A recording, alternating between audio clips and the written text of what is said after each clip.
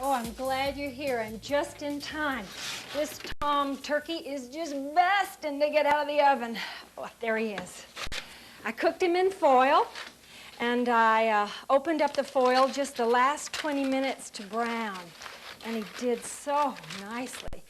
You see, I removed the skin because the skin is the biggest source of saturated fat, and I sure don't baste it in that fat. That would just be bathing it in the very fat that I'm trying to avoid. And you know, this turkey breast is only 12% fat calories, so it's very lean. Now, I cooked this bird fast and hot. He's 11 pounds. I cooked him for 3 hours, just about between 2.5 and 3, at 450 degrees. And there's a roasting chart at the end of this tape if you want to try your hand at skinless poultry roasting. For this weight, smaller and bigger birds, turkey breast was one of our favorites, and that'll go real fast around here. We'll eat the legs, but we won't trim him clean because we do like the white meat so much better. Now, I will take the carcass of this bird, and indeed, I will take the table remains off the plates of my family. I wouldn't do it if guests were coming, but it's all in the family.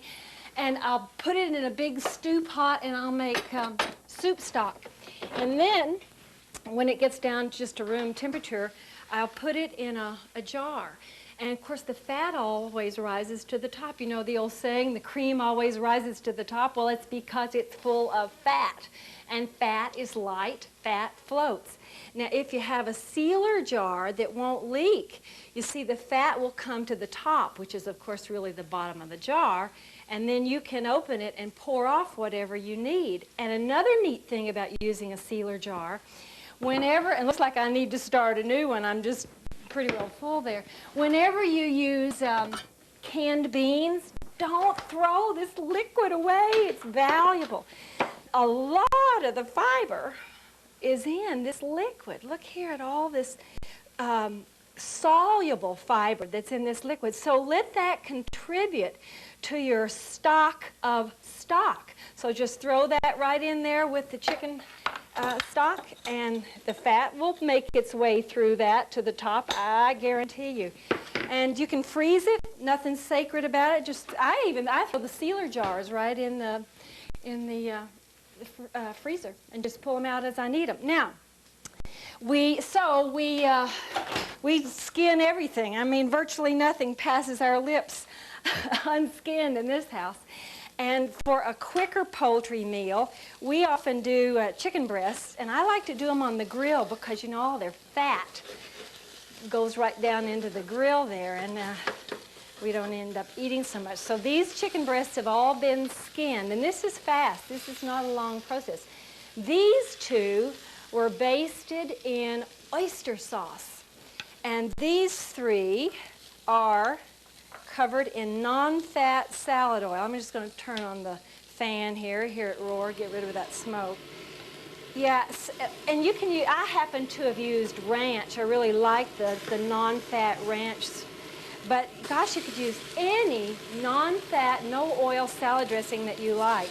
And as long as you keep turning them, you know, and work with them, they're not going to burn. So I know people write and say, well, listen, how many days in a week can you eat a plain old baked chicken breast? Well, it does get boring, but if you think of different ways to prepare poultry, different toppings, different marinades, I don't find it boring at all. And believe me, we gather around this stove and we can have this whole meal done in 15, 20 minutes. They really go fast. Have you got an indoor grill?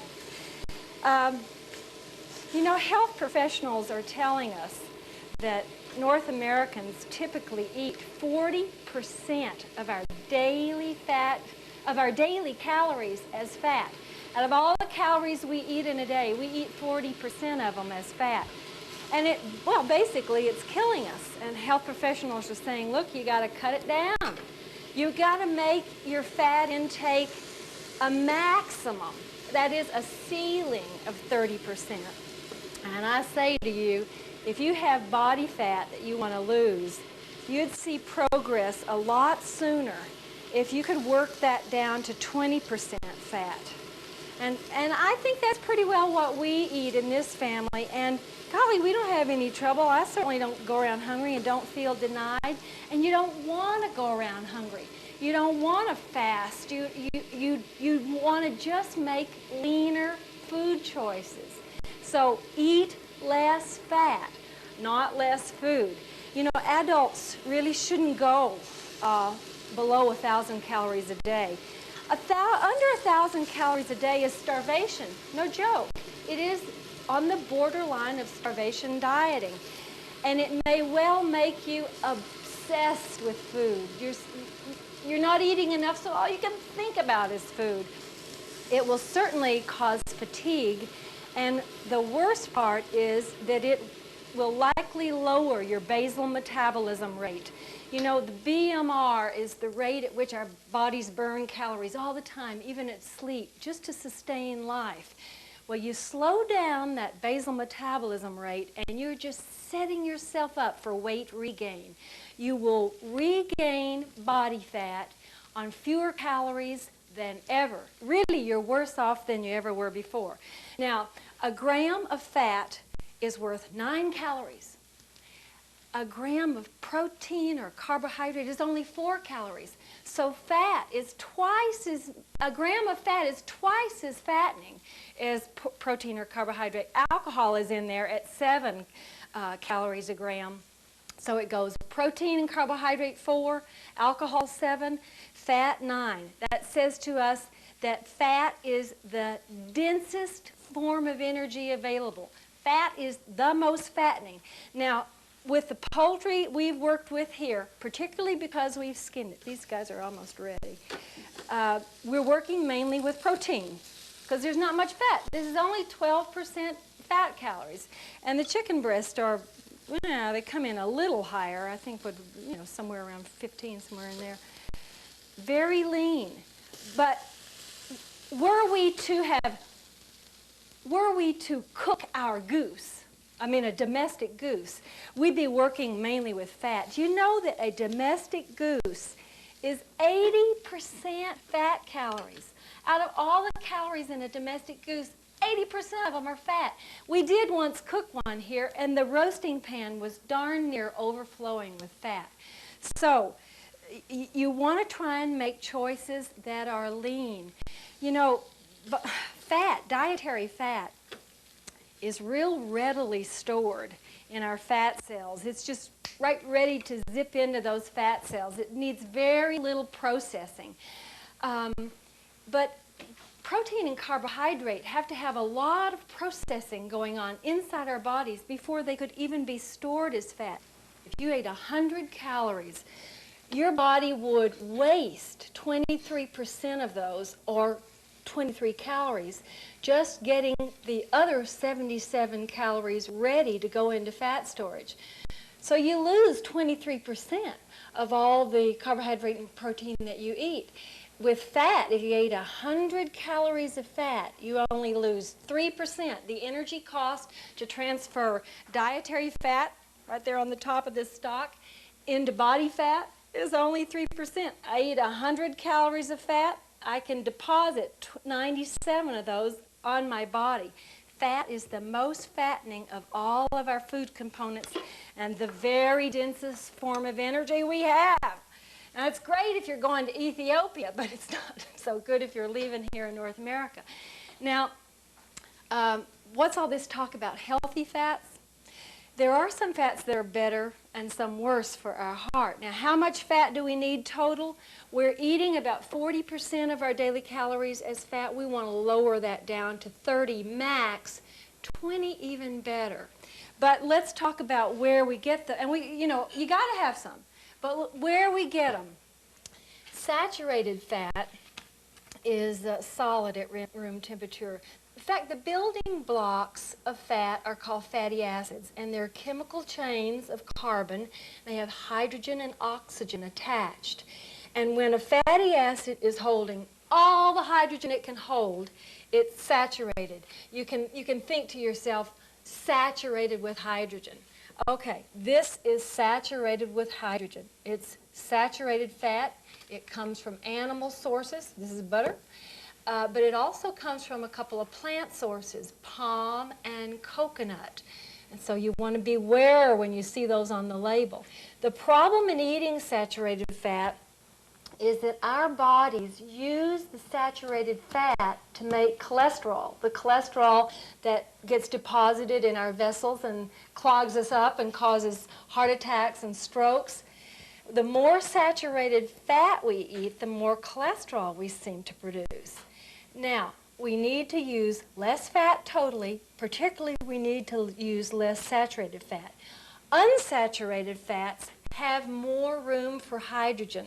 So polyunsaturated fats are liquid at room temperature and come from plant sources, and common ones are safflower and corn oil. And they are more healthy for our heart than saturated fats. So we're getting a little better here in terms of heart health. But monounsaturated fatty acids have very few openings available for hydrogen. It hardly has any room for hydrogen to attach. They are liquid at room temperature and come from plant sources. And two primary sources of monounsaturated fatty acids are olive oil and canola oil. And we grow canola right here on the western prairies. So that's why I buy this in big... in fact, let me show you what the oil really looks like. In the big container, I decanter our canola oil. And although I don't use a lot of fat, I use these two almost exclusively. I use so little butter that I have to keep it in the freezer to keep it from going rancid. So these monounsaturated fats then are more heart healthy than the other two. Now, hydrogenated fats are any of these. They are the unsaturated fats that have had hydrogen added. And it makes them more saturated, and it makes them less healthy, more harmful. So watch. You see, that's a little bit of a trick. You might use a polyunsaturated fat and then hydrogenate it, and it looks like it might be a good, healthy corn oil, but once it's hydrogenated, it ain't so healthy.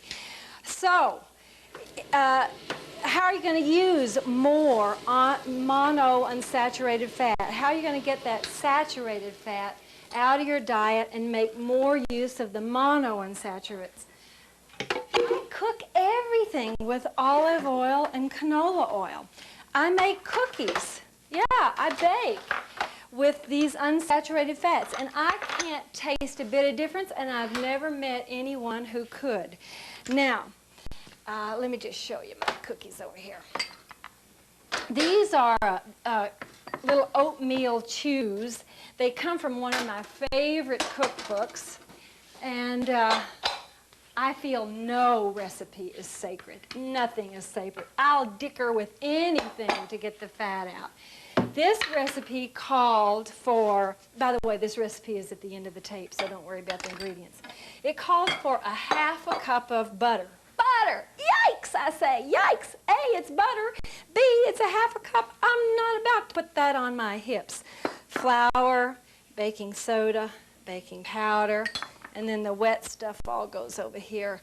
A little bit of oil, and that is a quarter cup of olive oil. I made this recipe with canola oil and with olive oil. I can't tell a bit of difference. 1 egg, a little vanilla. Oh, here's some cinnamon that goes in the dry stuff. And honey. Now, the first time I made them, I didn't use the honey. I did the same thing that the recipe called for. I just used the brown sugar. And that turned out fine. Remember, I cut the oil down from a half a cup to a quarter of a cup. I'll almost never use as much oil as they say. And when I made them without the honey, they came looking like this. A little bit like a ginger snap. A little bit dry, a little brittle. And I quite like them. I mean, they have a really nice taste. However, my teenager thought they should be more moist. And so I made the next 2 batches with canola and honey. I cannot tell the difference between the olive oil and the canola ones, nor can I taste the difference, and I defy anybody to. So, I mean, it can certainly be done. Now, these little guys, you know, you just generally mix all the wet stuff and add it to the dry stuff, and they just come out fine. The only trick here is with the oatmeal and raisins, you got to mash them up just a little bit. Hold your ears, here goes. And so, you know, I don't keep baking all the time. I mean, we just don't keep sweets around all the time. Didn't go. But I do occasionally. I mean, we certainly do have cookies for desserts and for camping trips and that sort of thing. And you just don't need that butter in there. My motto is change it and reduce it. Well, I sure reduced that. And so these little guys just get dropped on to an oiled cookie sheet. And you know, I love the Pam, the olive oil Pam they have now. Because olive oil, remember, is a monounsaturated fat. And you get just such a small skim of it on there that it just doesn't amount to much.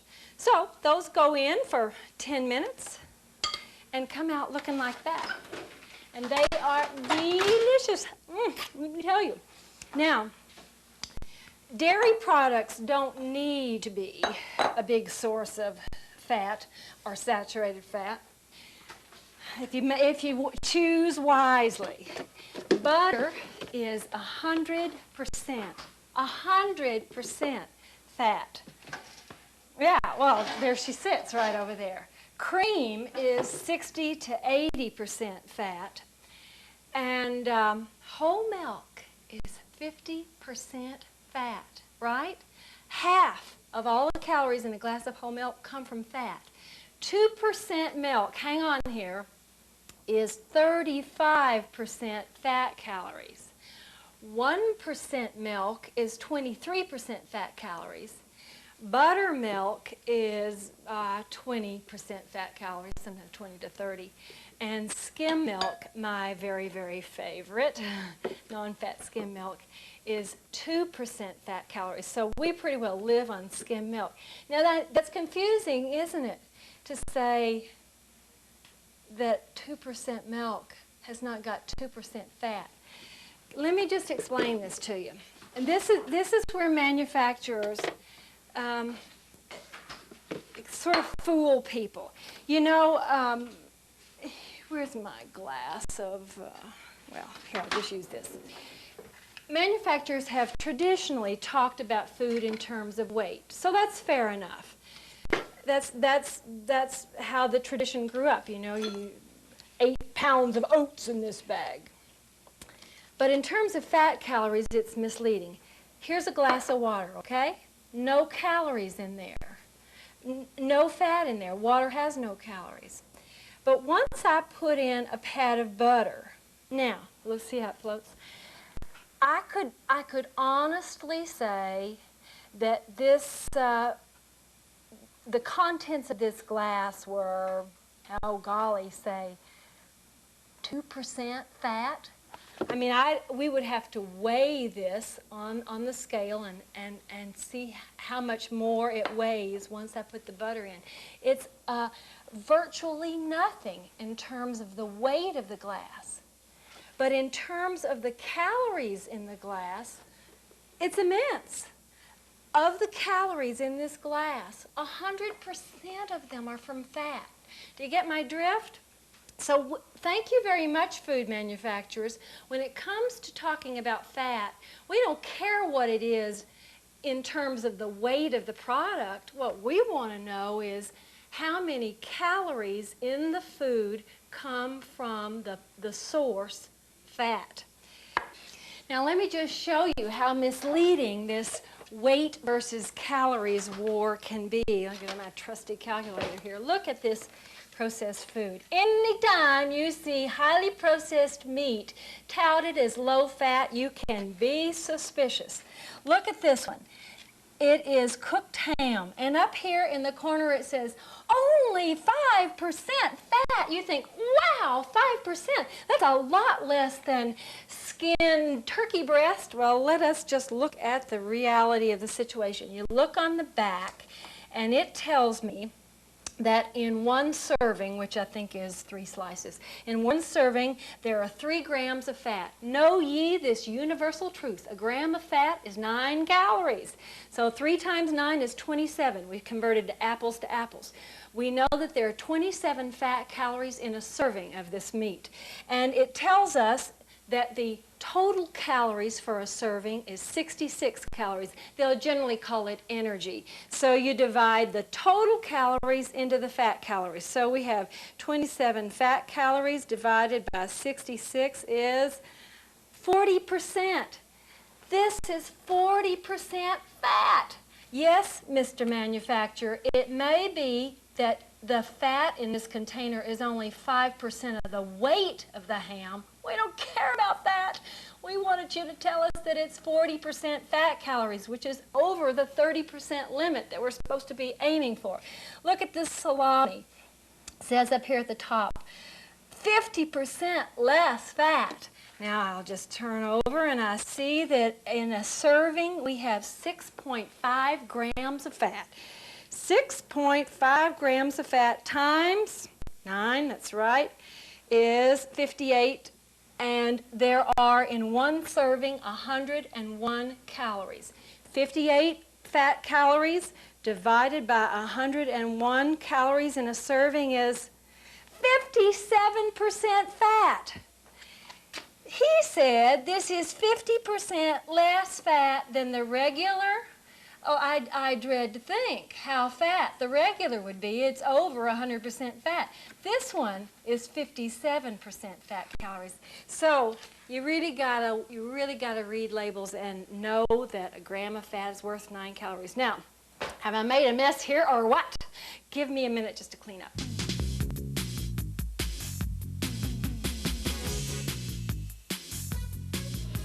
Voila, clean.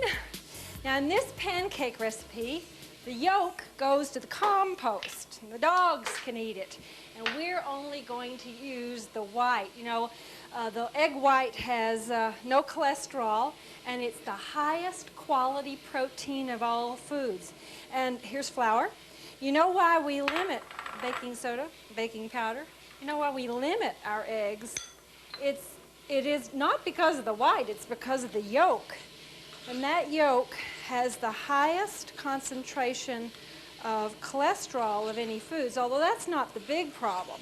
Big problem is the yolk is 80% fat calories. Of all the calories in the yolk, and most of the calories in an egg are in the yolk, the calories in the yolk are from saturated fat.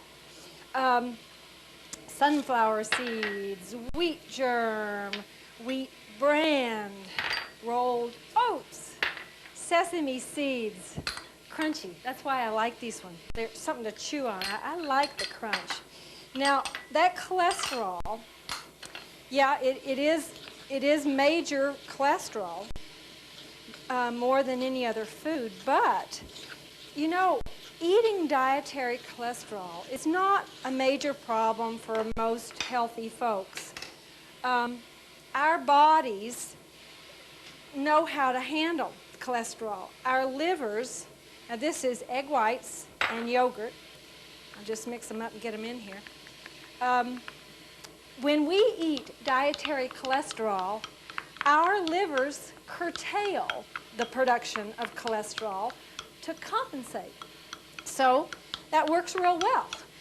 We don't have to be as afraid of cholesterol as we are saturated fat.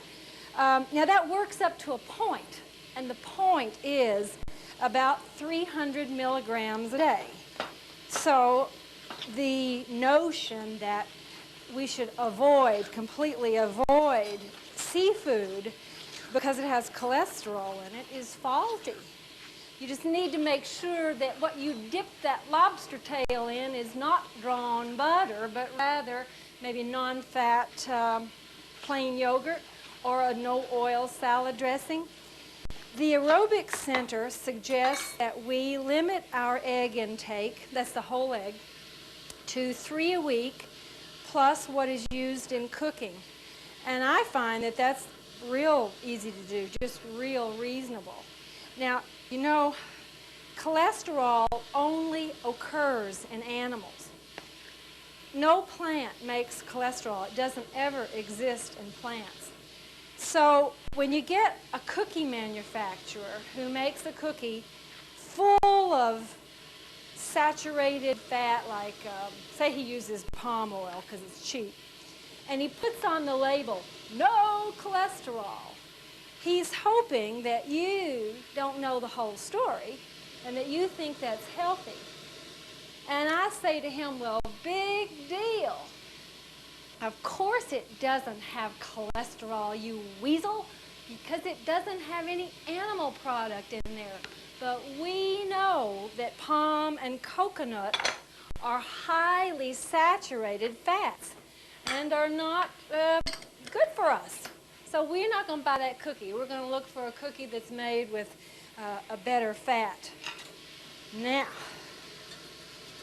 these pancakes are going to entice you to eat breakfast. All right, let's just flip these little suckers over. Roll over, Beethoven. Oh, they're coming out nice. Yes. Now look, if you want to lose body weight, body fat, let's talk about body fat. We don't want to lose muscle and bone.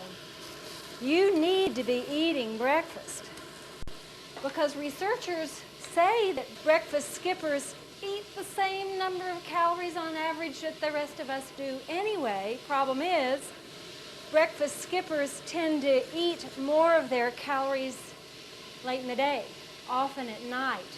And late in the day calories are more likely to be stored as body fat because late in the day your activity and your basal metabolism rate quite normally gears down, you see, and that's when you're going to store more as fat. Oh, yes, they are fine. They are fine.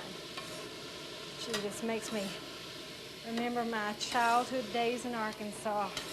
Hot pancakes. So, you might as well be eating breakfast and getting the pleasure and getting more of your calories earlier in the day. In fact, the Aerobic Center in Dallas showed that people could reduce body fat simply by skewing their caloric intake earlier in the day, eating the same amount, the same calories they've always eaten, but skewing them earlier in the day. Precisely having 75% of their daily calories by 2 o'clock. That means you've got to have 25% of your calories for breakfast, 50% for lunch, and a smaller supper probably than the norm, 25% for supper. Now that means you got to sit down at lunch and eat your biggest meal of the day. And if you're brown bagging it, you know, you really got to pack a full brown bag.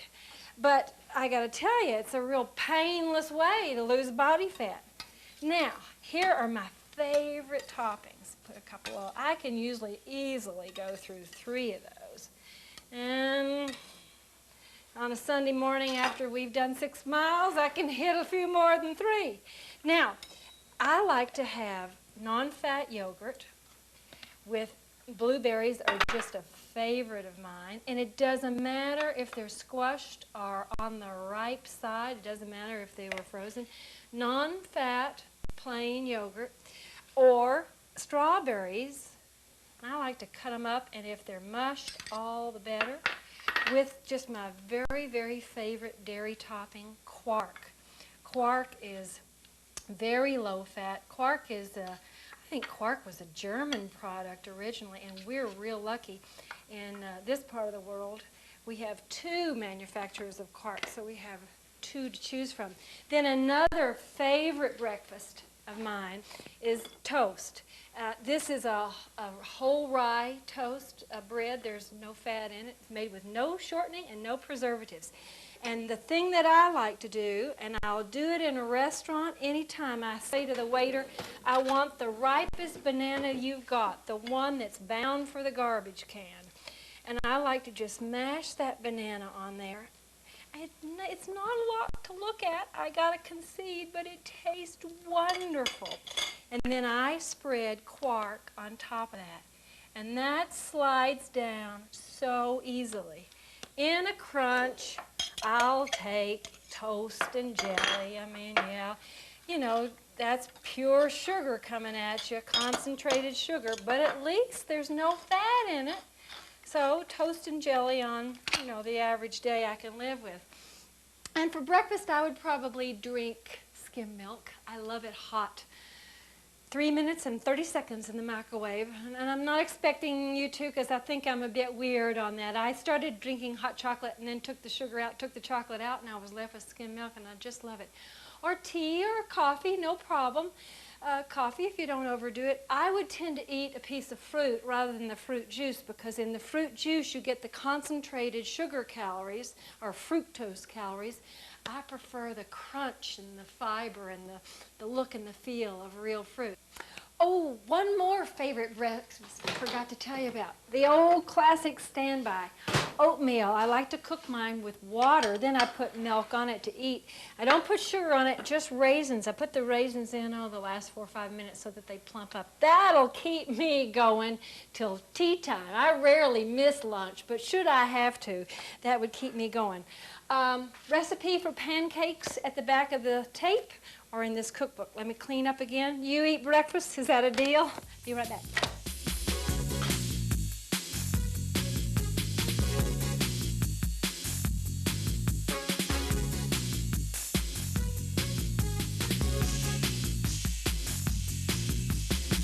Okay, let's talk snacks. I keep carrots and peppers and sometimes celery all cut up. It's right in there, ready to go. And then I can put those in my mouth when I'm absolutely starved and rushed. And you know, sometimes I try and have this out on the platter when Xana hits the door, because whatever's out is what she'll grab. And you know, with a little bit of non-fat salad dressing to dip in, this is just delicious. You say you don't like raw vegetables, I bet you will if they're available. I don't like cutting them up either. I have to concede that that's a bit of a drag. But if you get it done ahead of time, then it really dampens that temptation to stop in the grocery store for that candy bar. You know that's there, it's ready to shove in your mouth. It's amazing how your food discrimination weakens when you're rushed and hungry. In our household, we also use bagels, all kinds of bagels, all whole wheat though, but a variety of whole wheat bagels and rice cakes for snacks, and pretzels, very low fat.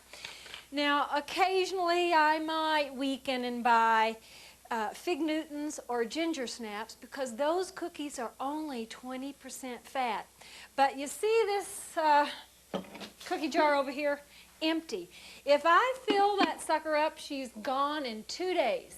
Jim and Xana and I have no control when it comes to goodies, and we eat too many of them. So for the most part, I just keep it empty. That's how I control it. I don't bring it home. I don't deal with it.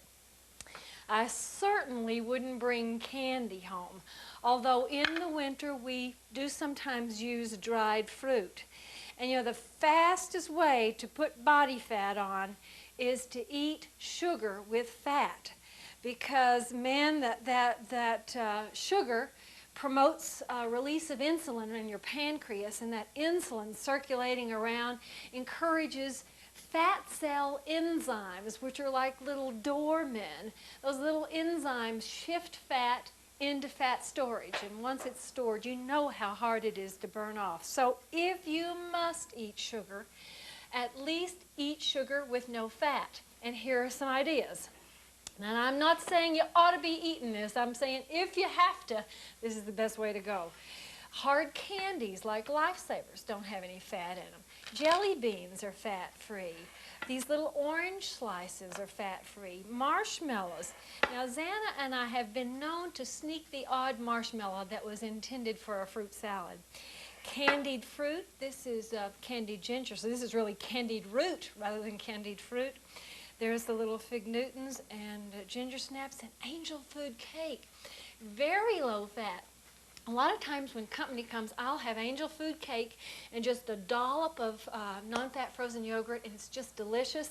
I might, if there's time, bake a banana bread, which is very, very low fat. In fact, I think this one uses no fat, maybe an egg yolk or two. Anyway, the recipe's at the end of the tape. So that's how I handle sweets. I just kind of try not to have them around because I'm no better than the next guy. If they're not around, I do better. So look, complex and simple. Except for the pretzels, all of this basket, the rice cakes and the bagels, and this dried fruit, all of this is complex carbohydrate. Now, all of this stuff, these sweeties, are simple carbohydrate, and of course the vegetables are complex carbohydrate. You want 60% of your total caloric intake to be carbohydrate, preferably complex carbohydrate. This means foods that are not so processed. They're nearer their natural state. Vegetables, fruits, legumes like beans and peas and lentils, and whole grains like whole wheat bread and whole wheat pastas. You know, the whole wheat pasta is not really easy to get, and so we order it by the case. And this stuff will keep in your larder for years. I mean years. This lasagna stuff, lasagna pasta, is a good 3 years old, just getting to the bottom of the barrel on it. Whole wheat bread, this is rye and whole grain rice. This stuff has so much more substance and taste than the refined equivalents. I find white bread and white pasta, white rice, a little boring, you know, just kind of tasteless. These complex carbohydrates still have their little jackets on. They still have the bran or the germ, and so they have a lot more fiber, minerals, and vitamins. When this stuff gets processed, it loses a lot of the nutrition, and as important, it loses, in my mind, a lot of the taste. And remember, a lot of these little jackets, the insoluble fiber, is going to pass right through you. It's not going to be absorbed, so it doesn't contribute to the calorie load. It offers you protection against colon cancer, and it keeps you regular. Oh, my very favorite complex carbohydrate meal is what I call all-in-one steamer basket, quick and dirty. I take a steamer basket in a pot of water, and I put in the hard stuff first. I would typically put in potato, parsnips, carrots, and then you let that steam for a little while. And when you have a sense that that's beginning to soften, 8 minutes or so, you put in the slightly softer stuff. For me, that would be broccoli. I love cauliflower. And you let that go. You'll get the knack of this real quick. Let that go 5 minutes or so. And you know, you're always kind of poking it with a knife to see how she's doing. And then just at the end, you add the delicate fruits, vegetables, carbs. I like green onions, snow peas, and any kind of pepper. Green, yellow, red. I love peppers. So then you let that go just a few minutes more, and then I dump it out and add salt and pepper. I don't really monitor my salt intake because I exercise regularly, and you know, a lot of our sodium consumption doesn't come from adding salt at the table. It comes from processed foods, particularly processed meats and soups. And since I don't eat processed meats and make all my own soups, I can afford a few sprinkles and salt and pepper at the table, thank you very much. So this to me is a heavenly meal. And I'll salt and pepper that, and I'll put a little dollop of non-fat salad dressing, and then I'll just kind of dip around into that. I use that as a little bit of a dip and eat it. Now that is really quick and dirty. Okay, baked potatoes. A poor lowly potato. It's such good carbohydrate. And we tend to eat ours with toppings of legumes, beans. I will put a bean dip, which I get from the Guiltless Gourmet. Have you heard about the Guiltless Gourmet down in Austin, Texas? Makes non-fat bean dip. So I'll put my non-fat bean dip there, and I'll top it with quark. Or I'll put just beans, just whole beans right out of the can. Nothing could be simpler. And top that. I would tend to use quark, but others of my family prefer non-fat plain yogurt. And that's almost a meal in itself. In fact, that's exactly what Xana and Jim had last night. Now let's just talk about this potato for a minute. Potatoes are 1% fat calories, 1 measly percent. But if you mash them, you know, with cream and butter, we're talking 41%. If you French fry them, all those little surfaces get covered with fat. That's 43%. And if you eat this wonderful vegetable as a potato chip, it's 63% fat calories. So go backwards. Take things in their complex state, their more natural state. I want to tell you more about complex carbohydrates, but let me clean up.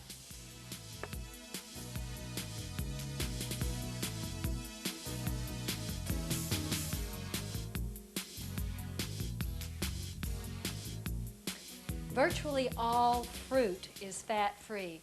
Most fruit has 0 to a trace of fat. The exceptions are some of the berries. Strawberries, grapes, blackberries, cranberries have 12 to 17% fat calories, still not a problem. The two biggies, though, are avocado and olives. And avocado is 88% fat calories, and olives are 96% fat calories. Remember, olive oil. Now, it's a good heart-healthy oil, but still fattening. Vegetables are virtually free of fat. A trace, we're talking minimal amount. I rely heavily on vegetables in my diet. I bake them, steam them, broil them.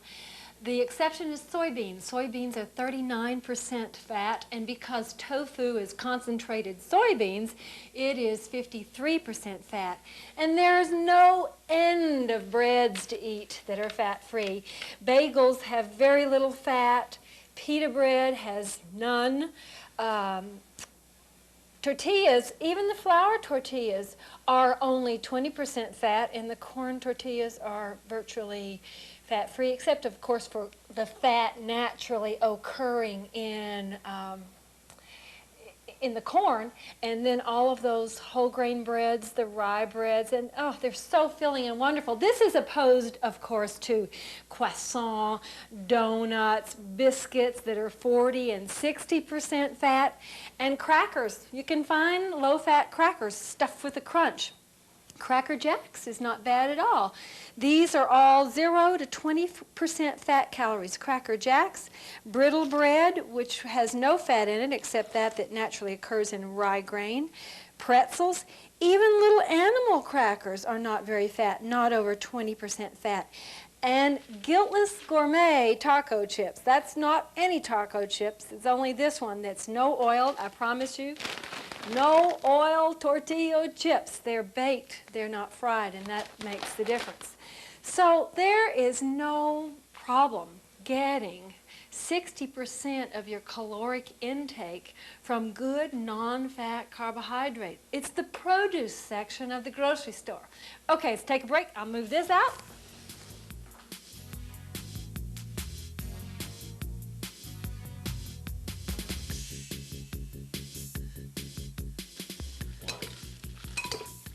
Protein.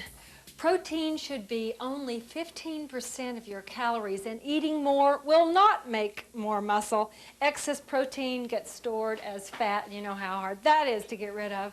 Most North Americans actually get enough protein. What we need to work on is getting protein without fat.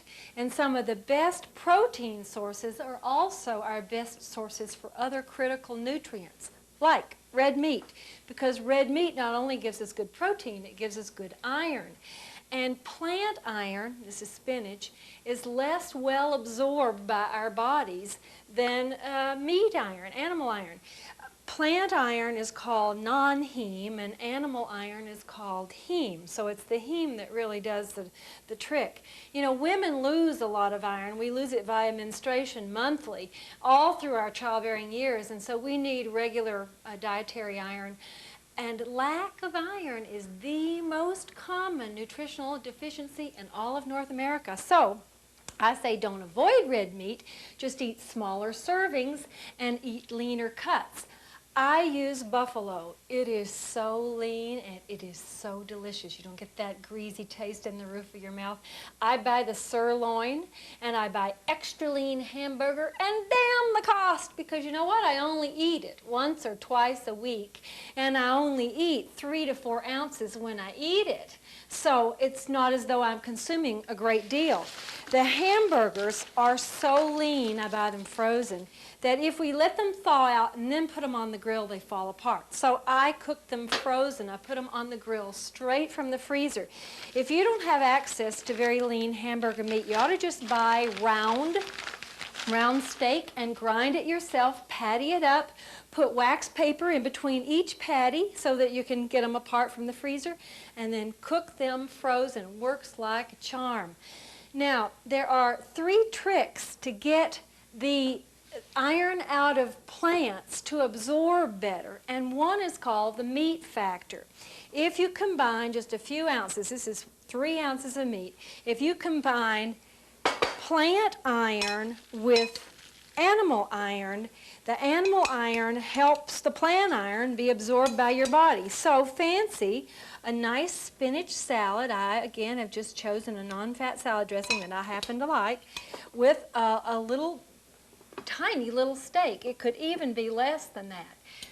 Trick 2, citrus fruit or vitamin C helps plant iron be absorbed. And so I wouldn't have any trouble just eating a little bit of fruit or drinking a glass of orange juice with this meal. But you know, a lot of spinach salads will even have little mandarin orange slices right in there. Somebody knows that. And third trick, if you cook acidic foods like, say, tomatoes in cast iron cookware, this is my pasta sauce, the acidic foods leach out some of the iron from the pot. It goes into the food, and when you eat the food, it's quite well absorbed by your body. And you know, this is the most simple pasta sauce. I do not oil the pan. I just start with a little bit of tomato juice. I throw in cut onions, just let them come to transparency. Then just start adding tomatoes, fresh tomatoes, and then basil. Just throw in basil. And I love it. It's just so crunchy. Now, I've never ground it up. I don't, you know, I like my teeth doing something. I've never put it in the Cuisinart and reduced it smooth.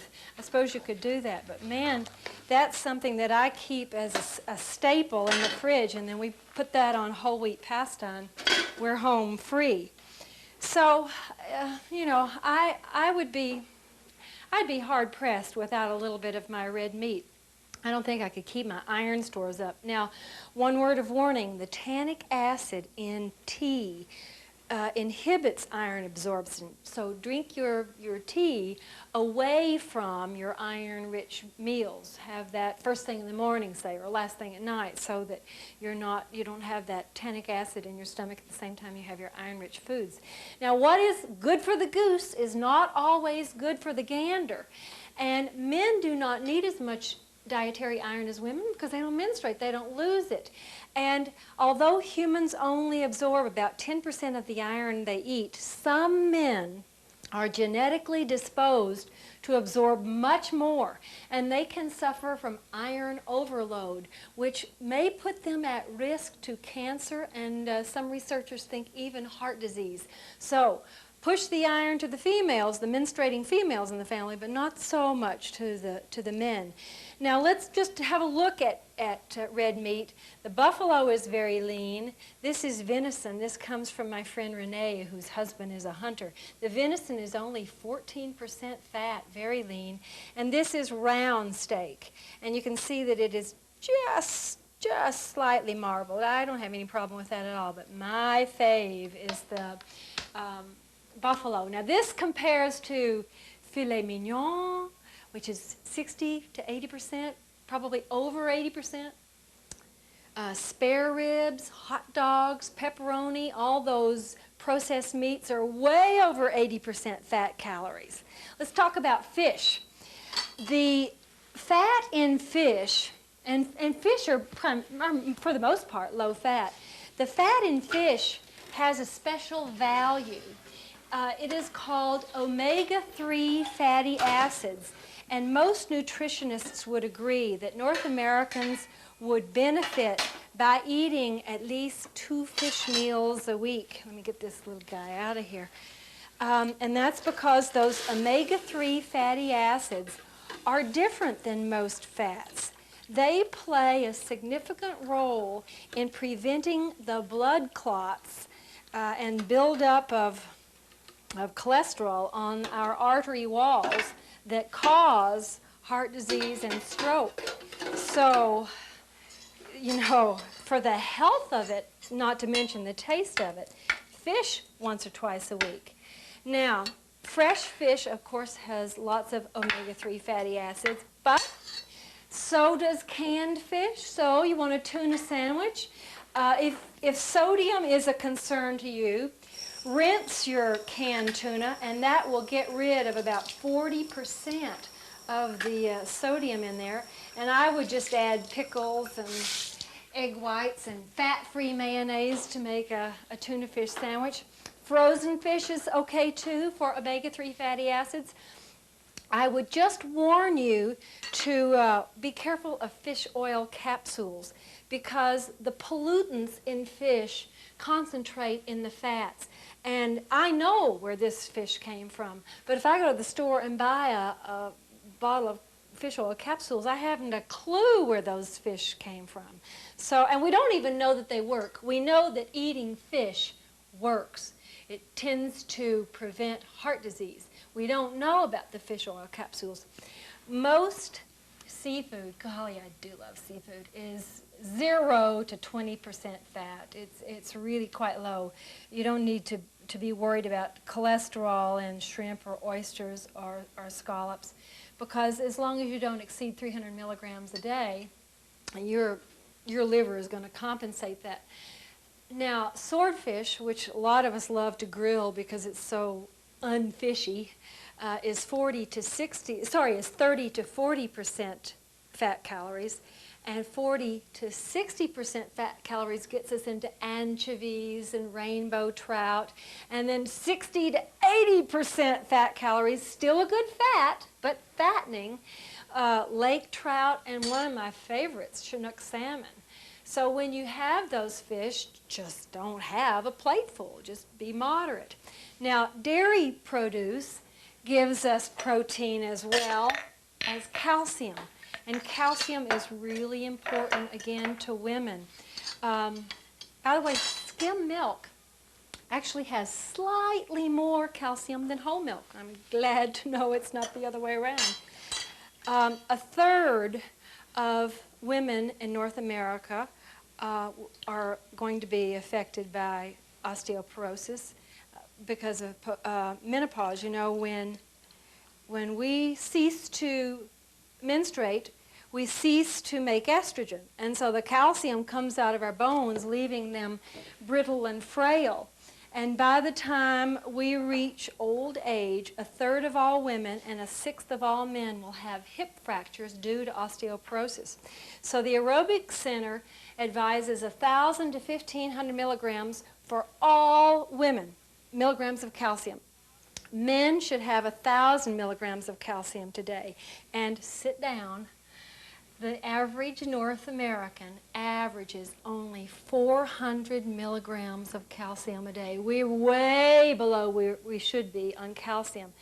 8 ounces of skim milk has 300 milligrams a glass. There's a 300 milligrams of calcium. A cup of non-fat plain yogurt has 400 milligrams a day. So all of us women need to be having this much calcium every single day so that when we pass menopause, we'll have good, strong bones. Alas, cottage cheese does not have much calcium in it.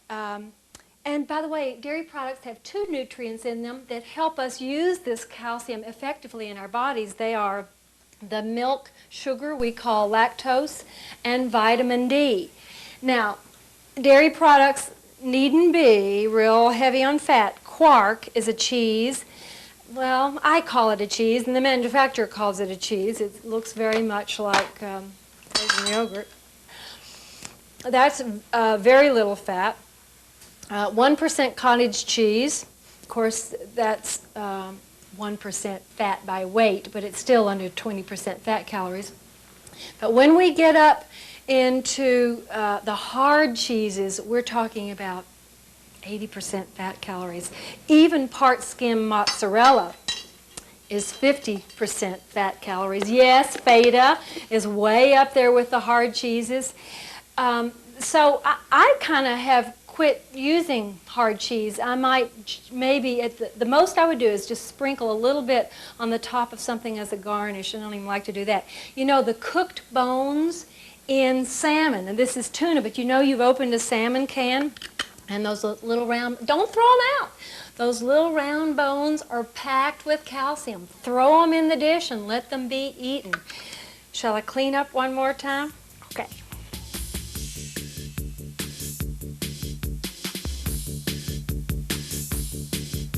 So we know that we need 60% of our daily caloric intake as carbohydrate, 20, 25, maximum 30% as fat, 15% of our daily calories as protein. We need calcium, we need iron. Do we need vitamins? No, not if you eat a well-rounded diet, if you're not pregnant, if you're not traveling in the third world where you can't get the foods you need, if you're not chronically sick, you'll get your nutrients from food, and that's where you should get them, not from pills. Do we need alcohol? No. And I would really warn you, if you are wanting to lose body fat, to avoid alcohol because there are a lot of calories and it doesn't give you much nutrition in return. The best way I've found to eat low fat is, for the most part, day in and day out, tend to choose foods that are less than 30% fat calories. And that's not to say I will never have a piece of chocolate cheesecake, but more often my dessert would be a low-fat loaf cake or a piece of fruit. You don't want to get into this black and white perfectionist thinking that if I have a piece of chocolate cheesecake, I have relapsed and it's all for nothing and I'm just going to collapse. You're allowed these things once in a while. We're not going to be perfect. We're just going to be better. Oh, and be sparing of nuts.